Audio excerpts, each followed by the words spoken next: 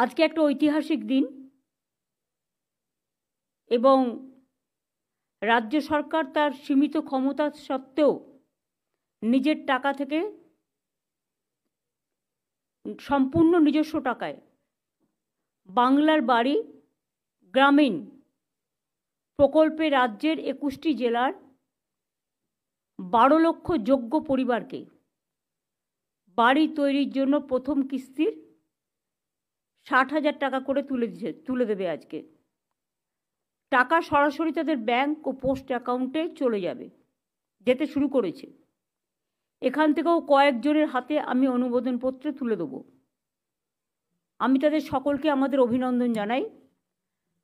60,000 করে দুবার 1,20,000 টাকা করে দেওয়া হবে। তার জন্য আমাদের খরচা পড়বে 14,773 কোটি টাকা।